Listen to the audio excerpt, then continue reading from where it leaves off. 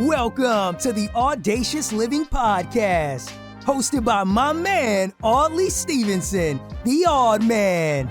He'll unpack wisdom and insights from a cross-section of top quality performers in business, media, sports, entertainment, and lifestyle to uncover key elements to help you live your best audacious life ever. So without further ado, here is the Odd Man. Greetings and salutations, I'm Audley Stevenson, and you're watching, hands down, the most audacious podcast on the web. This is the Audacious Living Podcast, and it's always a pleasure to be here as we continue our ongoing goal of helping you live your best audacious life ever.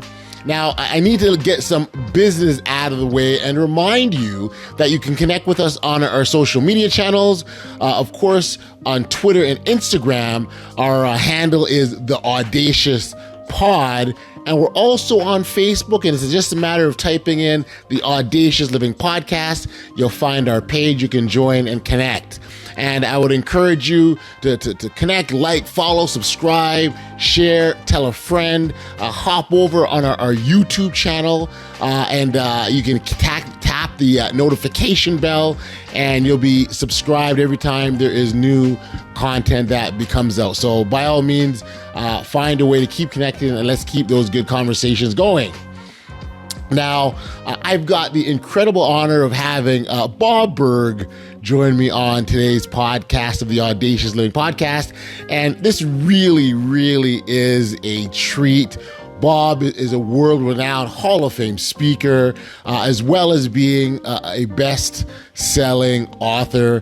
For over 30 years, Bob has helped companies and sales leaders increase their productivity and increase their sales simply by shifting their focus on communicating their value, which of course leads to the higher productivity and higher sales. Bob is a great guy all around and is one of the architects of that best-selling book I mentioned, The Goal Giver, which has sold more than 500,000 copies, have been translated in over 20 different languages, and it's just really impactful. The Goal Giver, if you haven't heard of it, it's actually it's a business parable with the basic premise, again, shifting that focus from getting to giving, which for many it might be a different way of thinking and almost counterintuitive. The Goal Giver principle itself is governed by 5, and Bob calls them I always mess this word up, stratospheric success. And those laws are the law of value, the law of compensation, the law of influence, the law of authenticity, and the law of receptivity. I'm having problems to get my words out, but you know where I'm going with this. All 5 laws come into play and can directly be linked to our success. Bob will further break down these laws, expand further on what the Goal Giver principle is all about, and so much more. So without any further ado, here's my conversation with Bob Burg. Enjoy. Awesome. Well, Bob, I appreciate you being here on the Audacious Living Podcast. Great to chat with you. You have spent a lot of time and put a lot of work into the Goal Giver philosophy. And I wonder if we can sort of start there. For those who haven't heard of it before, know nothing about it, if you can sort of give us a synopsis as to what it's all about. Sure. It's a series of books co-authored with John David Mann, who's just a fantastic writer. I'm much more of a how-to guy. I'm step 1, step 2, step 3. So I'm the boring part of the team. And really, it's a very simple premise. It's that shifting your focus, and I think this is where it all begins, shifting your focus from getting to giving. And when we say giving in this context, we simply mean constantly and consistently providing immense value to others. Understanding that doing so is not only a more fulfilling way of conducting business, it's the most financially profitable way as well. And not for some, way out there woo-woo magical, mystical type of reasons. Right. It actually makes logical, rational sense, because when you're that person who can take your focus off yourself and Yep. instead place it on helping others, discovering what they need, what they want, what they desire, helping them to solve their challenges and problems, Right. focusing on helping them, helping bring them closer to happiness, if you will.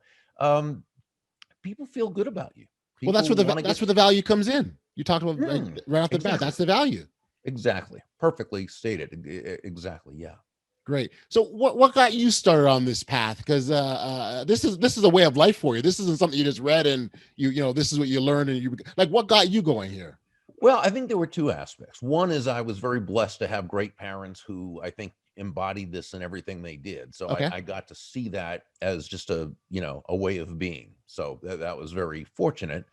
In the business sense, I think it really came down to the advice of a person who I consider to be a mentor, Okay. even though I think I met him only one time. Got you. It just happened. He was one of my great friends and another mentor of mine, Dondi Scumaci. We call it DriveBy Mentor. Okay. Because he was somebody who just happened to come up with the right advice, the exact right thing at the moment I needed to hear it, and was open to receiving it. Got you. And it was about 2 years after I'd started in sales. After a lousy beginning, I started doing very well, and I was what would be called a successful salesperson. But I went to work for another company selling a high ticket item, and I was in a slump, and I could not get out of this slump. And the harder I tried, of course, the more I focused on myself instead of on the customer, and the worse it got. Well, I came back to the office one day, and this gentleman, an older gentleman, he wasn't even in the sales department. I think he was in the engineering department, if I recall, and he retired very soon after. Again, I didn't know him very well. I think this was my one conversation with him. Maybe I'd said hi to him in the hall or something. I really don't even remember. Right. And this is, of course, almost 40 years ago. And I think he saw me as sort of like Joe in the story, in The Go-Giver, that kind of young, up and coming, ambitious, aggressive, Energetic, really at it, but very frustrated because my focus was on the wrong. Right. And he said to me, Burg, well, at first he said, can I, he was a last name kind of guy. He said, Burg, can I give you some advice? I said, yeah, please do. I need it. And he said, if you want to make a lot of money in sales, he said, don't have making money as your target.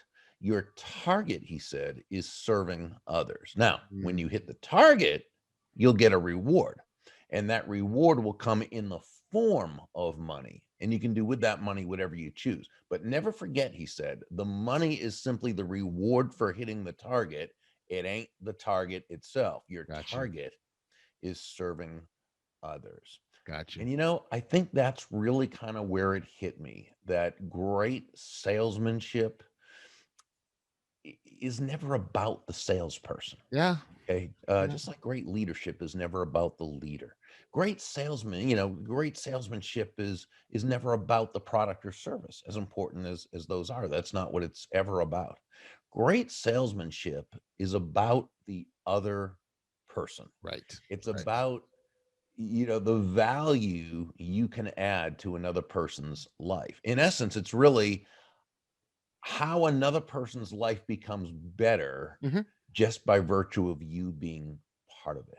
Gotcha. And I think that when we approach sales that way, when we approach leadership that way, when we approach life that way, I think we're really 9 steps ahead of the game in a 10-step game. And that's really what the whole Go-Giver philosophy, if you will, is all about. Yeah. Well, and I love the fact that we're for some people, we're redefining what sales is, because sales, right, is about I have to find a way to get you to buy something that you may or may not need. And my commission is dependent upon it, right? Like that. And so when you sort of switch it up a bit, where it's like, okay, and you're going back to the value, I'm bringing you the value, that does change the dynamic, like you said. I just think that's so perfectly stated. I define sales as simply discovering what the other person wants, needs, or desires, and helping them to get it.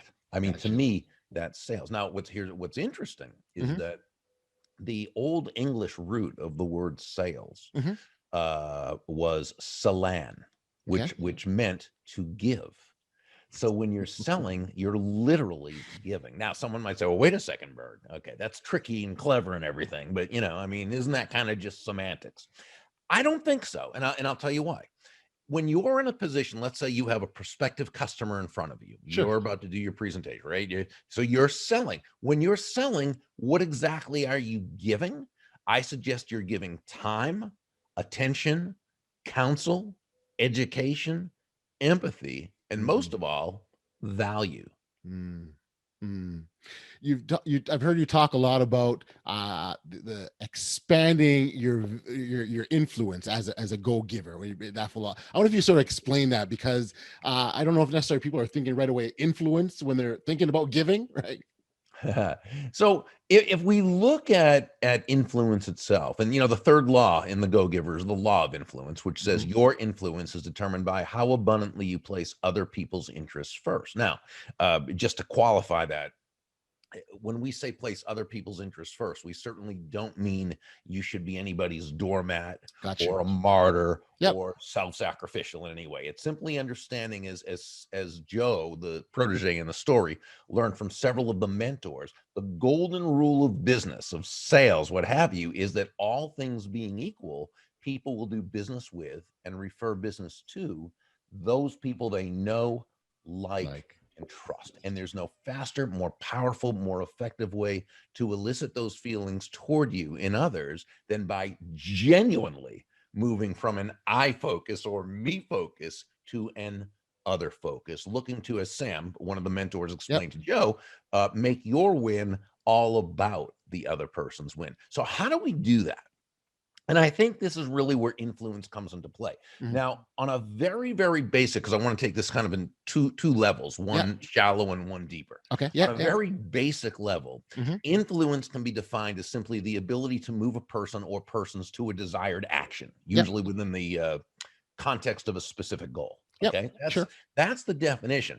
But I don't believe that's the essence of influence. The Mm, essence of influence is pull, pull as mm. opposed to push, as in how far can you push a rope? And the answer is not very, at least not very Right. fast or Right. very effectively. It's not effective. Yeah. Right. You don't hear people say, wow, that David or that Susan, she is so influential. She has a lot of push with Mm. people. No, she's influential. She has a lot of Paul. pull with people. Exactly. And that's what influence is. That's the essence of influence. It's pull, it's an attraction, right? Yes. Great Yeah. influencers attract Right. people first to themselves, then to their ideas. So now we have to ask the question, well, how do they do How that? do we do it? Well, Yep.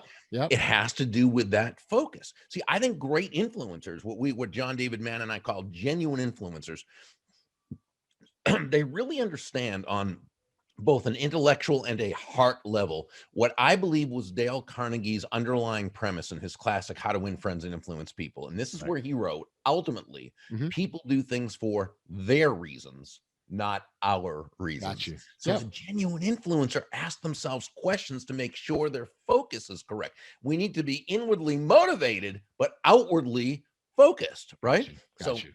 it's asking questions such as, how does what I want this other person to do, how does it align with their goals, Mm. with their needs, their Mm. wants, Yep. their desires? How does what I'm asking this Yep. other person to do, how does it align with their values? Wow. How am I helping them to get where they want to go? How am I helping them overcome their challenges? Now, I really believe that when we ask ourselves these questions thoughtfully, Mhm. intelligently, genuinely, authentically, not as a way to manipulate another Yes. human Yep. being into doing our will, right? Yep. Yep. But as a way of genuinely building everyone in the process. I think we've come a lot closer to earning that person's commitment to our ideas Mm. as opposed to some kind of compliance. Got you. The word genuine rings out loud and clear, and I'm glad you emphasize that. I don't think you can overemphasize the importance of being genuine, and the other word you use, authenticity. Those are really key, because if those things are lacking within our options, with our actions rather, it's kind of like a house of cards. It's sort of everything falls down. Yeah, I mean, that's a great point, and I think with authenticity, the word is so used today, so much, almost overused. And when any term gets overused, it tends to have different definition. Again, people see it consciously or unconsciously in different ways, and it means different things to different people. Yes. And I think the term gets confused sometimes, as authenticity is having no filter, right? Or this is just who I am, take it or leave it. Right? Keep Which, it real. by the way, great philosophy if you want to have no friends and be broke. But but real, I just see authenticity very, in terms of a brief definition, as simply acting congruently with one's values. Got you. I mean, that's being authentic. Now, what I think happens though is sometimes authenticity can be used as an excuse for not growing. So it's like the person who says, well, I have anger issues and this is just who I yell at people a lot. That's just what I do. And if I were to act any differently, that wouldn't be authentic of me. That's malarkey. That's absolute baloney. Right. It simply means that person has an authentic problem. That's right. That they need to authentically work on, right? In order to become a better, more effective, higher, authentic version of themselves. Yes. We jumped into the laws indirectly. We touched on them. Number 3 was the influence. Let's jump into them. Let's go through the 1 through 5 real quickly, if you don't mind, Bob. Okay, Start with number 1. So number 1 is the law of value. Yeah. And the law of value, which says your true worth is determined by how much more you give in value than you take in payment, which, by the way, sounds kind of counterintuitive when you first hear it.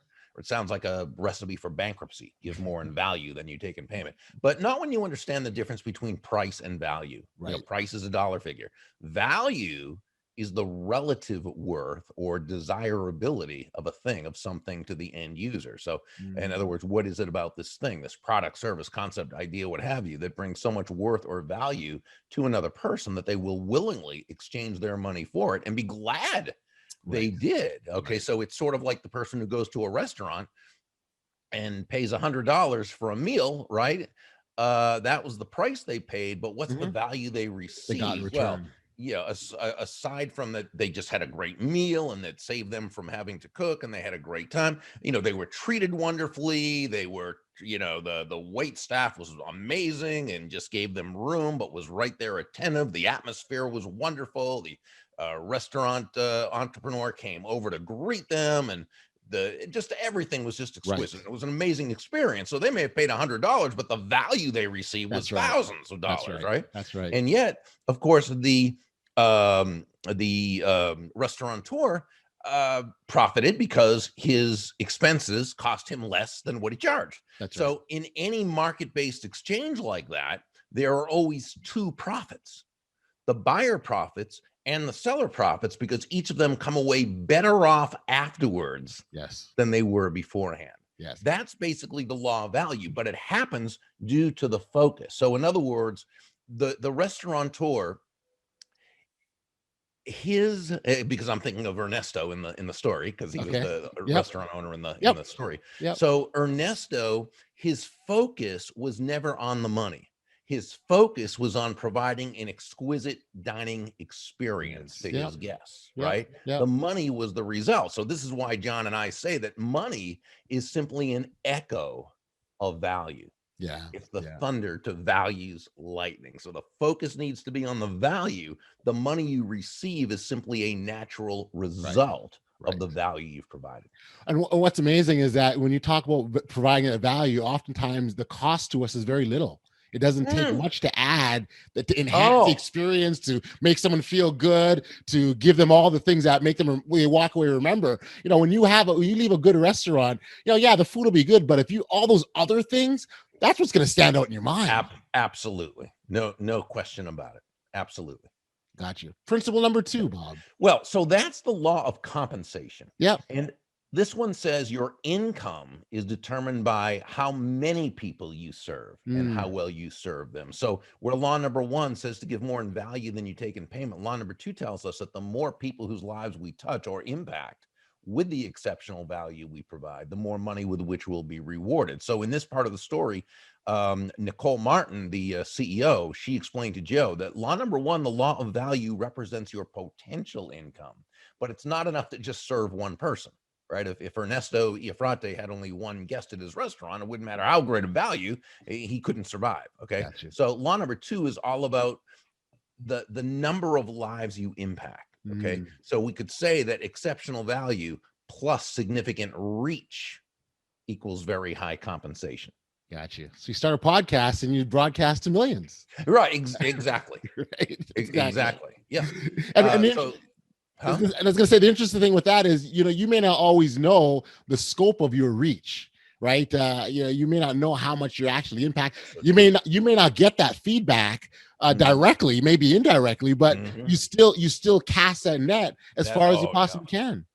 That's exactly right. And that's why a lot of times when we talk about the law of left field, something that seems to come out of nowhere, it actually comes out of everywhere. Yeah. Somehow you impacted someone directly, or as you said, indirectly. Yes. And that comes back and you don't even know it. That's right. Until right. I mean, yeah, absolutely. Yeah. And then depending, depending on, where your thoughts on this, sometimes these things come back at the right time when perhaps you need it the most. It's amazing how often that happens. It's amazing how often that happens. Just like, there's an old saying in baseball, and I know your background's basketball, but in baseball, they say when let's say an outfielder makes a diving catch to end the inning, how often is that person up first the next inning? That's something that happens all the time, right? That's right. I'm not sure I don't know what the basketball. So in basketball, you can see oftentimes where maybe you missed a key basket to end the half. And then when the game is on the line, you're the one at the free throw line. Right? Same kind of concept. Same thing. Law number 4 is the law of authenticity. And this says the most valuable gift you have to offer is yourself. In this part of the story, Deborah Davenport shared a very important lesson, and that is all the skills in the world, the sales skills, technical skills, people skills, as important as they are, and they are, they're all very, very important. They're also all for naught if you don't come at it from your true, authentic core. But when you do, when you, as we like to say, show up as yourself day after day, week after week, month after month, people feel good about you. They feel comfortable with you. They feel safe with you. Why wouldn't they? They know who they're getting, right? They know who you are. You show up the same way every day. It's who you are. Yes. And because it's who you are, it's what you do. Yes. And that's really when that relationship can take off, because there's such big trust when it comes to that. The big thing I think we need to understand with that is that when people don't show up authentically, more often than not, it's not because they have bad intent. I mean, it's a big world. Some people do have bad intent, but most people don't. Yep. I think usually the reason why is because they don't have the self-confidence to show up authentically. Yeah. They don't recognize the true value they bring to the table. Now, I think, as human beings, I think we have 2 types of value. We have intrinsic value, which is it's just part of us. By being here, we bring great value. Okay. But we also have what I call market value. And I define market value as that combination of strengths, traits, talents, and characteristics that allow a person to bring value to the marketplace, value to others in such a way they'll be financially rewarded. Now, we all have these, right? Yes. We all have our different strengths, but because we're human beings, it can be difficult for us to recognize that ourselves because we're so emotionally close to ourselves. I still see the dumb things I did when I was 12, and I mean, right. I mean, how, so a lot of times we look at ourselves and it's one of my great friends, Mark Sanborn, who wrote a number of great books, The Fred Factor and a bunch of other leadership books. He once said, He once said, Bob, we look at other people's highlight reels and we look at our own blooper tapes. That's exactly it. It's exactly it. And I think you're right. The emotional connection to those bloopers is what that replays over and over and over in the head. Yeah, I get it. And that's why I think it can be very helpful to utilize either a coach, a mentor, a friend, a sales manager, somebody who is close enough to you that they know you and they recognize your strength. They care about you. At the same time, they're not so emotionally involved with you that they can't. Yeah, great point. Great point. And I think the other piece on that's also important is that when we're being, our true authentic selves, we have the ability to impact people and inspire people. So for example, if I'm going through a difficult situation, and I fight through that, I'm now setting an example or showing others and I'm inspiring them too to do the same. Exactly. There's lots of ripple effects. Yeah. Yes, there are. Law number 5, Bob. Well, this brings it all home, and this is the law of receptivity. Okay, here's an interesting. First of all, the law itself says the key to effective giving is to stay open to receiving. What does that really mean? Well, that you breathe out, sure, but you've also got to breathe in. It's not one or the other. Yes. It's both. We breathe out carbon dioxide. We breathe in oxygen. We breathe out, which is giving. We breathe in, which is receiving. Now, giving and receiving, despite the horrible messages of lack that we receive from the world around us, okay? Despite those, giving and receiving are not opposite concepts. They're simply two sides of the very same coin, and they work in tandem. They go together.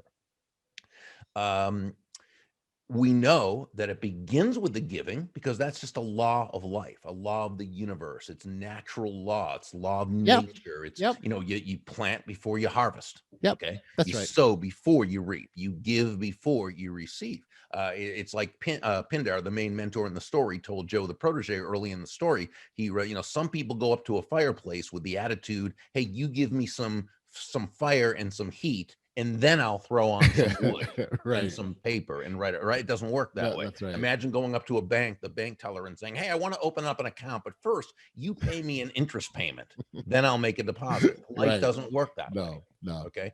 No. And so we know we have to give first, and that's okay. Yeah. Okay. Well, some people like it. Some people like to give. But exactly. But then we also have to be willing to receive. But here's the thing.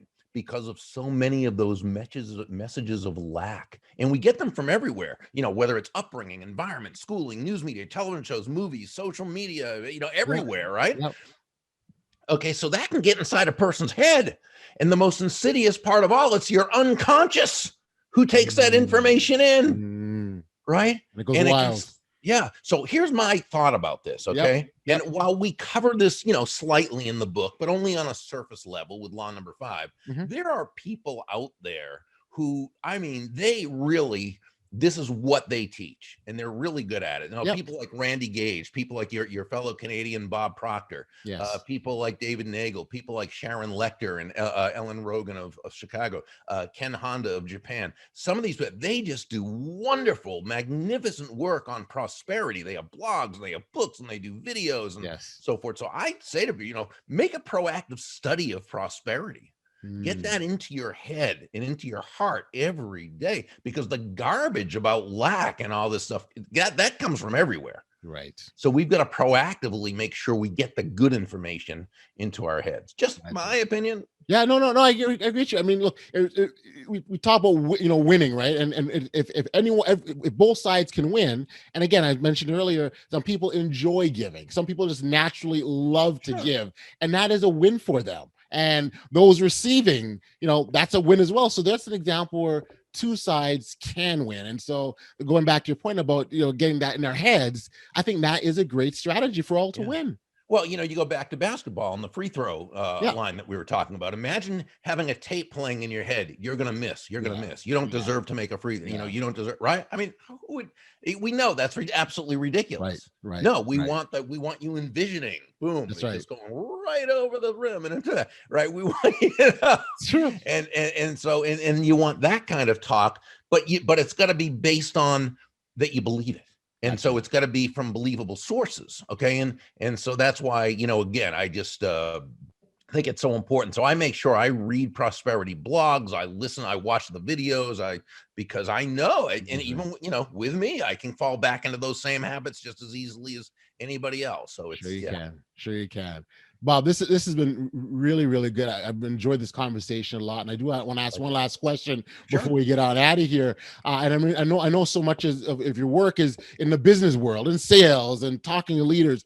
But I think the key in this, and important for people to remember, these things we can use them in our personal lives. So it's not just for this particular segment. So if you sort of talk about that impact that you can take from the business community into our own personal lives at home. Yeah, well, and this is why it's a great point. It's why John and I put that little subplot about Joe and Susan, because we wanted to say basically, it's a business book. It's with a business imprint that, the publisher, but we wanted to say that, success has many different areas. Yeah, there's financial, and that's important, but there's financial, there's physical, there's spiritual, there's mental, there's emotional, there's social, there's relational, right?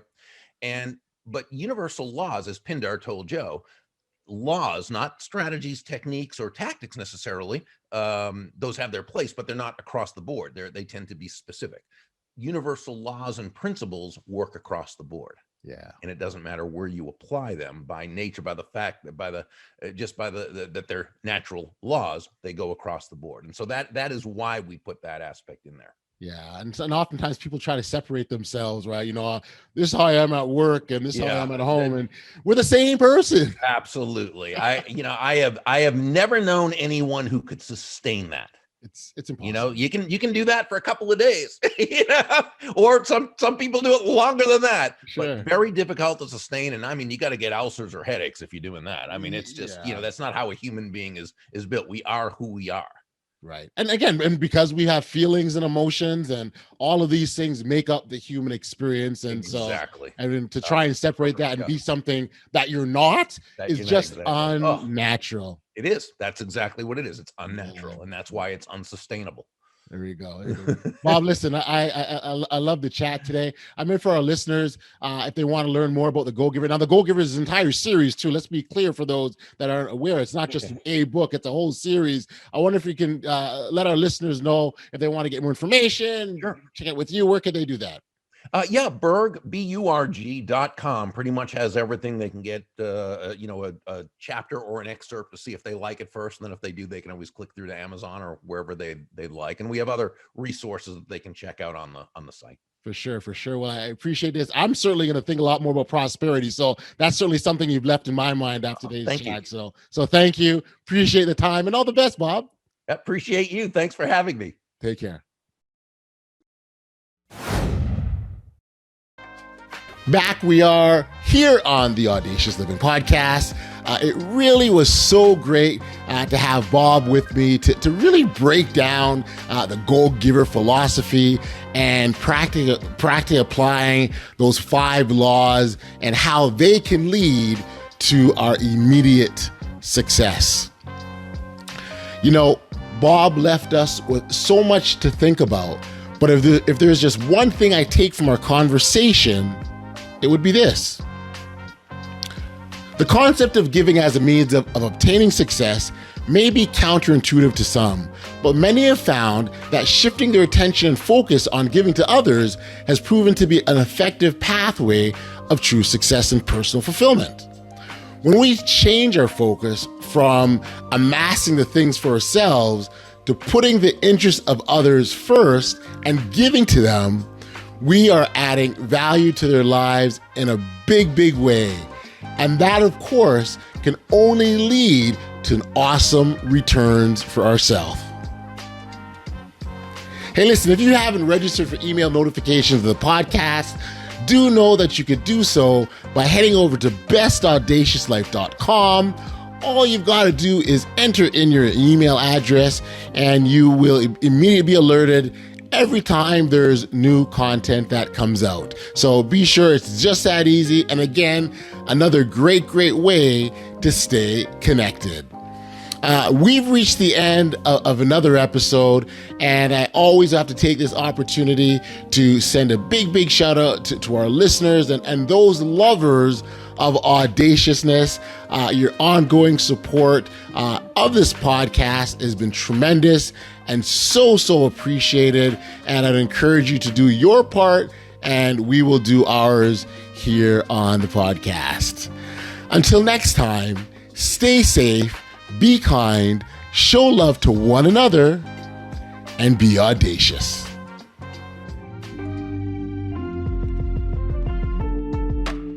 You've been listening to the Audacious Living Podcast, hosted by Audley Stevenson. If you enjoyed what you heard, be sure to like, subscribe, and share. Until next time, be audacious.